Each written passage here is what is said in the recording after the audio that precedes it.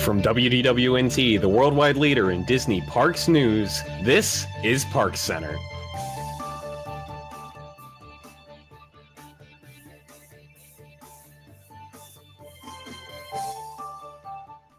Hello, everybody. Welcome to another edition of ParksCenter, where we're going to go over the top 7 news and top 7 stories in Disney Parks news that happened this week. Joining me on tonight's show, we have Allison. Hello, everyone. Jill. Hello. Rich. Hello. And Teresa. Hey, y'all. All right, everybody, let's get started with tonight's first story. Chicken Guy? Like, is this some sort of new Pixar thing? No, actually, it's food service that has nothing to do with any property that Disney has. Guy is coming from Guy Fieri in that name. Opening at the Planet Hollywood Observatory, Chicken Guy is going to be a new counter service restaurant that's going to serve up what we can only assume will be chicken-related entrees. And I love some of the snark in this article. Planet Hollywood founder Robert Earl and self-proclaimed quote-unquote chef Guy Fieri are the masterminds behind this, if you could call them masterminds. I take it folks here have a few opinions about Guy Fieri. Who keeps giving him opportunities to feed people? I don't understand. He fails at this every time. No one's going to Planet Hollywood. It's disgusting. The menu is like inedible and filled with things that are blue and creepy looking. Like, why is this going to be any different? Yeah, just Guy Fieri. I was actually at least relieved when I looked at this and realized that it's not a Disney restaurant and has nothing to do with Disney per se, other than the fact that it's being put in Disney Springs. But just why? Yes, exactly. Why do you keep giving Guy Fieri opportunities to have restaurants that are going to serve horrible food to people? When this was in edit, I suggested that rather than say self-proclaimed chef in quotes, we describe him as cable television celebrity Guy Fieri rather than chef, because that not only disses him a little bit, but also that's why I think they keep doing this. It has absolutely nothing to do with the quote unquote food. It has everything to do with the celebrity status of Mr. F. And he's a draw. He's top rated on Food Network, and his game shows are pretty decent. But yeah, the things that I have seen, because I've never actually tried them, people I trust do not like them at all, eating at Planet Hollywood. So here we go again, I guess. The name is what kills me. Just the name. Yeah. Right. This calls to mind to me the Family Guy ongoing skit with Peter fighting the Chicken Man, Oh my the gosh. giant chicken. That's just what I pictured this. Like, I want that to be the logo. I want to see Guy Fieri in a chicken costume and have somebody dressed as Peter Griffin come up and start like fighting. That would be a great distraction from the bad food. He's halfway there with the haircut, actually. Yeah, right. Mm-hmm. That's pretty daggone close. Like, I feel like Family Guy and Fox might actually have a case for making a suit there. Right. When I first saw the name, I couldn't help but think of wedding dances and tacky. Oh, the things chicken dance. The chicken dance. Yeah, exactly. Jeez. I don't know why I thought of that, but that's what came to mind. But it's disappointing in so much as I feel like there have been some really good things coming to Disney Springs lately. But then again, this is sort of on the side that's not necessarily on an uptick as far as food goes. So maybe it's, at least they're clustering the things that are not so great together, and they'll draw whoever they draw and leave more good restaurants open for the rest of us. But that's what's so confusing about this, because there are so many, I think the taste has like improved by a lot for the average park goer. And that's why so few people are going to Planet Hollywood now. So why are they adding more seats for this guy? Yeah, the world may never know. Moving across coast for a minute here, Guy from The Incredibles apparently is trying out his hand at ticket pricing. So we have got coming up in a few weeks here, if I can get this loaded. There we go. Disneyland is trying out a $299 Pixar Pier sneak peek ticket. And this is, it looks like, going to be a test for a dynamic pricing model going forward. And what that means is essentially we're looking at potentially ticket prices that would fluctuate based on demand on a day-to-day basis. I believe Universal has this right now for their one-day park passes, and for people who are aware of it, they detest it. But it will do various things over there, like fluctuate based on the weather, fluctuate based on like park capacity. If it starts getting full, the price goes up, and like it can change midday on you is the really scary part with that. You might be in the park and standing next to somebody who bought another one-day ticket who paid like $20 less than you because they waited for it to start drizzling. Yeah, it certainly seems like this is that move towards, let's see how much we can maximize attendance for the best dollar. I mean, at the end of the day, maybe this is going to mean you're paying more money, but there are less people in the parks. But I kind of highly doubt that. I kind of feel like Disney will keep selling tickets until every park reaches capacity, no matter what ticket pricing. And they're just trying to see how high up they can push the ticket prices till they get to that limit of people are going to stop coming in. But it's definitely on the flip side, though, I think this Pixar Pier individual event pricing is interesting because it now opens up this preview type of event to people beyond APs, which, as someone who has not consistently been an AP in my life at all, it would be nice for other people to have that opportunity for access. And if Disney wants to charge for it because there'll be less people in the park, so be it. I don't think that's unfair at all. But I do think it's interesting. A lot of people felt like this Pixar Pier event was significantly overpriced at $299, which I agree. And it seems like tickets are still available right now. You can still buy tickets for this event. It's in 2 days. It's been on sale for weeks, and so it's not selling out. So the price is definitely a deterrent for people, because I guarantee you if it was half that price, it would have been sold out a long time ago.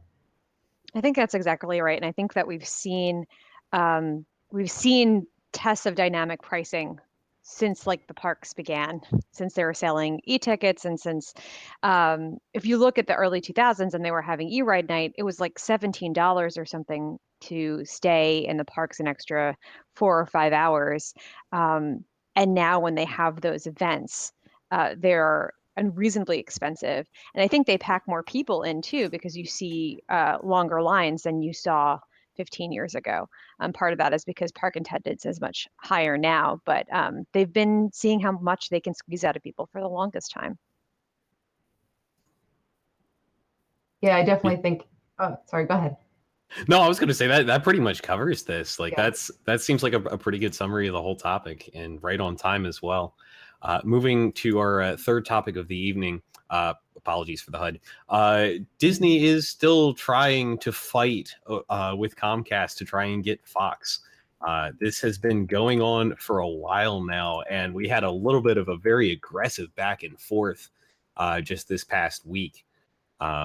So let's see, what was the offer exchange here? It was 28 a share from Disney initially. Then Comcast did a $35 a share all cash offer last week, and now Disney has offered a $38 a share. This was today. Yeah, this was just today, just this morning that we found out about this. So this has been going back and forth and has turned into a bit of a bidding war.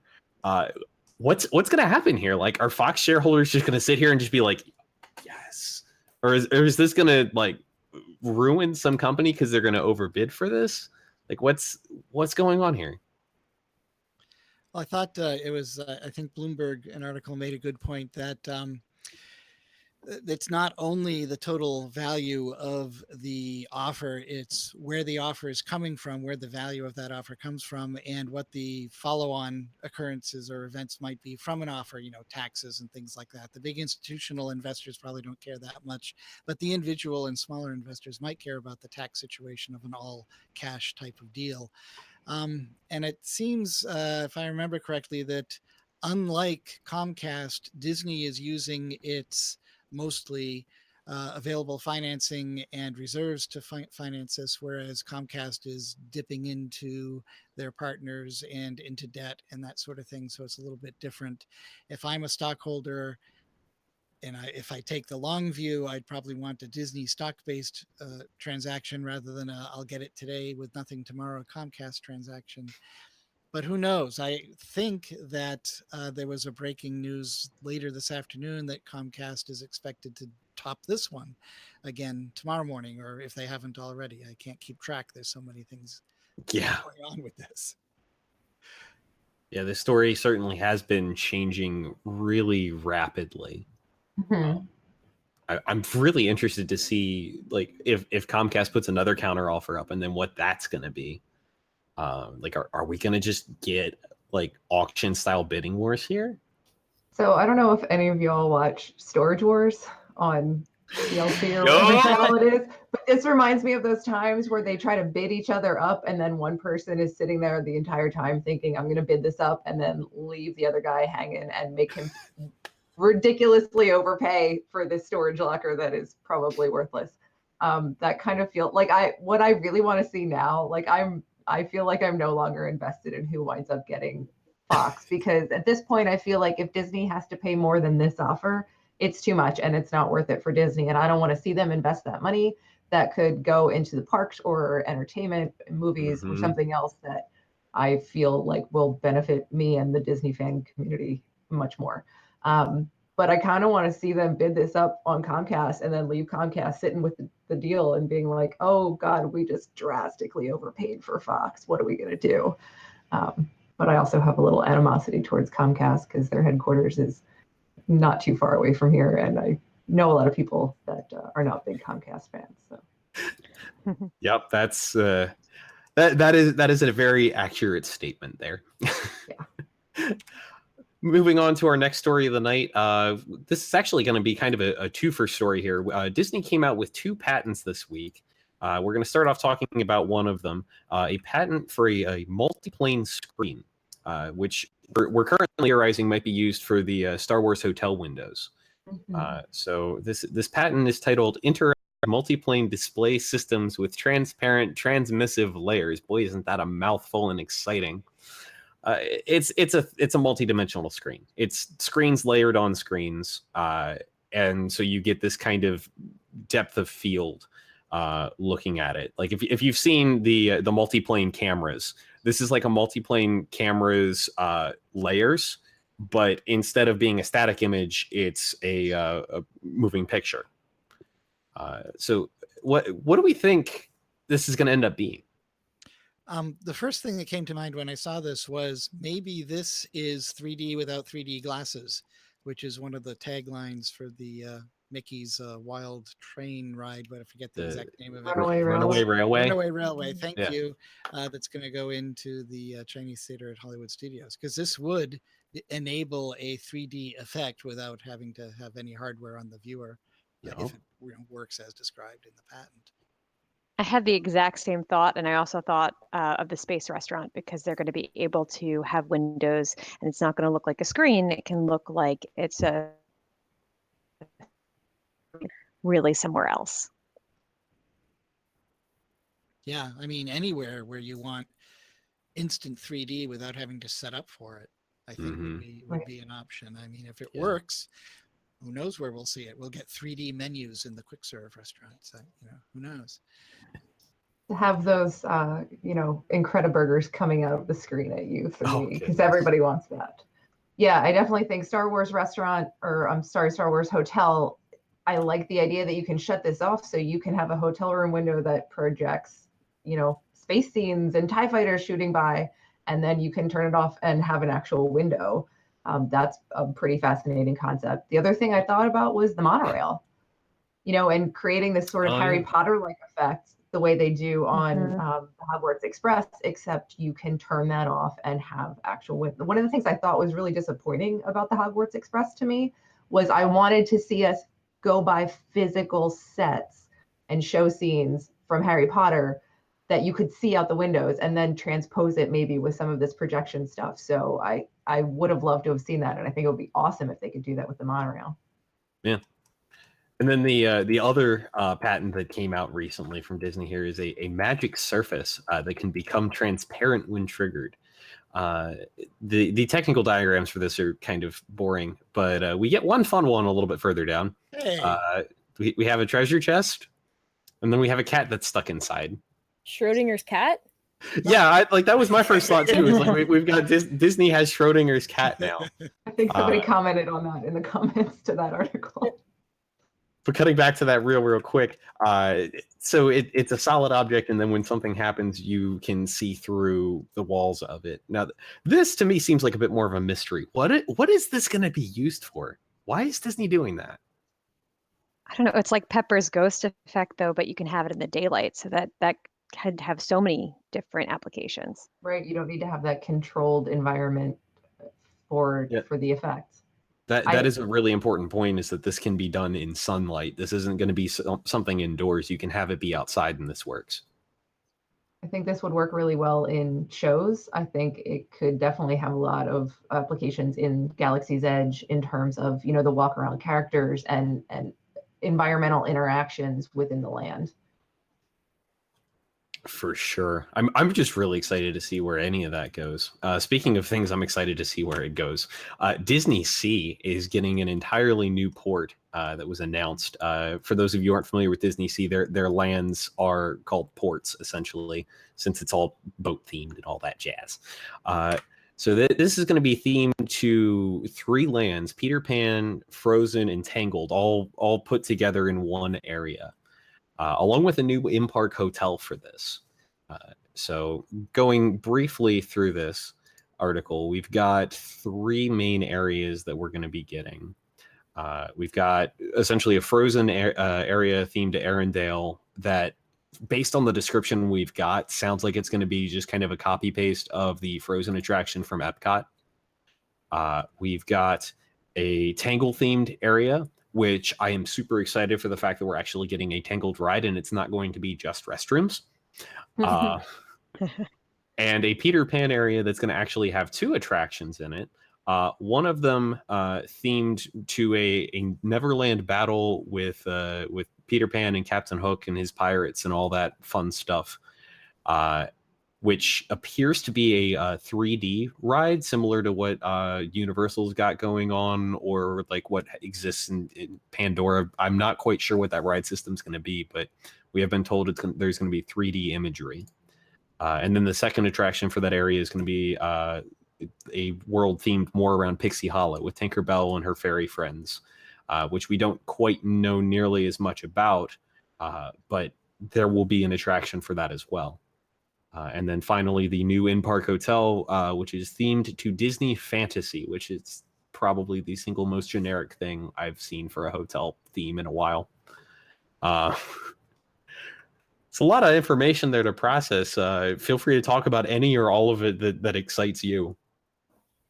So the thing I think is clever about this is DisneySea has this obviously sea theme kind of inundating everything throughout the park in a way, and very steampunky. And so I was like, how are they going to tie in Rapunzel with, DisneySea? But if it's fantasy, maybe it's Fanta SEA, fantasy. And that's kind of how they bring in tie that into the theme of the park as a whole. But in general, I think this looks amazing. It makes me want to go to Tokyo even more. They're so good at theming and environments in DisneySea. The concept art looks gorgeous, and I think it's just going to be amazing. And I'm very excited to see it and what they do with these new attractions. I trust they know what they're doing. Go for it. Go ahead. No, go for it, Ben. No, I was going to make a stupid joke. I trust that the Imagineers know what they're doing in Tokyo. So I was a little perplexed about Rapunzel, though. Like it's cool to have an actual ride and not a bathroom. But look at the concept art for the Peter Pan area. Mm-hmm. It's amazing. It reminds me of Disneyland circa 1955, but then also with the current trend toward immersion. It just looks so freaking cool. The thing that came to my mind here as we run out the clock is it's amazing what Imagineers will do when you give them a budget to do something with. Mhm. You don't say. Well, we'll see if any of Imagine this that. winds up Yeah, budget imagine cut that. by the time it's actually built, but Maybe. I mean, Oriental Land's been pretty that is true. good with the budgets lately, Mhm. historically. And finally, well, not finally, we've got 2 more to go. This is just kind of a sad one, I guess. World of Color, unfortunately, is not going to be reopening when we thought it would. We've been told that this is just going to be routine maintenance for World of Color. We were hoping it would be opening, I believe, with the rest of Pixar Pier, but it seems like it's going to take a little while to fix this. I don't know why routine maintenance needs you to take down a show that hasn't been open for terribly long at all for essentially 6 extra months. What did you break? Like, honestly, that's my question here. What did they break, and how hard is it going to be to fix it? Well, and I think the thing that's interesting is it was originally scheduled to only be closed for a little over a month, and now suddenly it's going to be closed from April through the holidays. So yeah, and not only what did you break, but what did you think was broken, and now you got in there and you figured out apparently it was way more extensive than you expected. So yeah, it sounds to me like they found a lot more damage and are scrambling, but Disney hasn't, obviously they're not going to tell us exactly what's broken. We'll have to figure that out on our own, but that's why you read WDWNT. I kind of don't trust that anything is broken. feel like they're just trying to make us forget that that people love this and people want it back. The longer they go without bringing it back, then they're like, oh, maybe we don't have to. I will not let them forget. I will not. That show is one of my favorite nighttime shows. I went to see that opening night. I still have the fast passes from opening night somehow, and it was a great show. And I do not remember ever enjoying any nighttime show at all anywhere near as much as that. So if they don't ever bring this back and they expect us to just forget about it, they are sorely mistaken. Yeah, I haven't been to Disneyland in 10 years, so I've missed World of Color, but adding that much time to a routine maintenance, like you said, something else is going on. I mean, to me, that sounds like a design issue that they now have to rebuild and correct, maybe not just repair. So who knows? We may get a slightly altered World of Color when it comes back. I'm having Yeti flashbacks. Yeah. Oh gosh, me too. Giant strobe lights, yes. Mm-hmm. Disco Yeti. Disco World of Color. There we put on go. the fountains and strobe lights, and it'll just, Disco World of Color. They'll just play some 70s music and turn it into a dance party. Wasn't that what they did with the Tea Party? They're just gonna reuse all those assets. Moving on to a much more enjoyable topic here.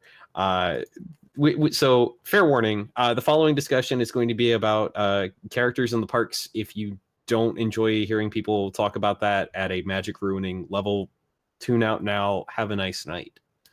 That was your warning. So we wrote an article, or I should say Whitney wrote an article on the website this week. I'm nearly 30 and still believe in characters and how cast members contribute to my ideals. And this is a wonderful piece. I highly recommend you go read this, even if it does have the old Mickey Mouse character kind of creepy in there. It's all about what characters in the parks mean, what they've been, and what they can still mean to many people, not just kids but adults as well. And where I'd like to go with this is let's kind of go all around here and share some fun stories that we've had. So I've never exactly been a character person even as a child, but when I was 12, I stayed at the Disney Institute and they had like a Keys to the Kingdom type tour, and they allowed 12-year-olds to go into the utilidors. That was like the base age. So I saw for the first time characters who were not fully clothed in the character costumes. And while I knew that they were not real characters, it like was kind of magic ruining. And I think I like told the guide after, I was like, that was like a little hard to see, even though like I know it was fake. And then after that, they bumped the age back up to 16 for those tours for Keys of the Kingdom. So I'm not sure if it was like my feedback, but I remember that. And then in college when I worked there, part of the reason I didn't really enjoy working in the park so long was because it was sad to see the magic not fully in its like show form. So I can't imagine what that is even like for some people who really have a heart for meeting characters. Yeah. Yeah. I don't have too terribly many stories about characters in the parks per se, but I do have to say I know a little bit firsthand about what the power of like costume characters can do. I cosplay as a hobby, and I distinctly remember one interaction I had with a family. It was like a mom and two kids. The mom is pushing a stroller. Things start falling all over the floor of a hotel lobby. I'm walking by. I notice her kids are kind of like, well, what do we do? We're kind of stuck in the middle of this lobby. They see me and they're all excited to see me. I'm costumed as Hiccup from How to Train Your Dragon at the time.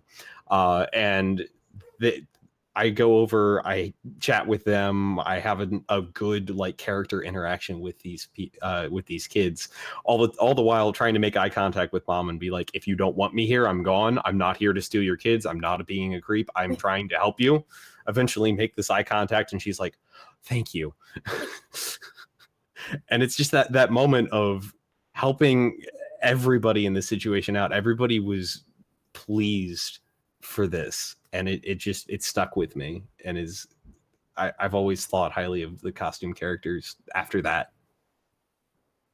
Yeah, we've never been a character-oriented family going to Disney World over the years, but I've discovered as the kids are growing up and they're going out on their own, they are now spending time with the characters. And I wonder if that's to recapture or to rebuild some of the imagination that you tend to lose as you get older, realities of life and all that sort of thing. But I read this article and I was thinking, yes, we all need to try to not lose our imagination. And Whitney demonstrates it through, the story about characters, but imagination is important. At work, we often say, well, that's all that we can think of, but that's not all that there is. We're just have a lack of imagination of trying to think of new things about topic XYZ. Yeah, I would just say I think this editorial is about more than just characters. I've never been that much of a character person either, especially not as I'm older. But I think you could swap characters for a lot of other things in the park where that magic still takes you back to being a child and rekindles your, joy and pure sort of fantasy and imagination that is unfettered by your, mundane adult life. And I think that's why so many of us are such big Disney fans. And on that note, I'm going to call this show over. Thank you, folks, for watching us this week. So just a couple things coming up. So we don't have that much in the way of live content coming up this week. We will be back again next week with another edition of ParksCenter. But do be sure to watch the website for our coverage at Pixar Pier, when it opens up this Saturday on the 23rd, where we will be covering that. And I believe we've also got somebody going into the preview that we talked about earlier in the show. We do. Yep. So check for that content on the website coming up in a couple days. We do not have a post show tonight. We normally do have a live post show for our Wigs members. If you're not a Wigs member, I highly recommend you go to patreon.com/WDWNT and sign up there as one of our patrons or Wigs members. Gets you access to a whole bunch of extra content like our live post shows, like See a Real Late with Tom Corliss, like the entire podcast backlog, and a whole bunch of other goodies. Go check that out.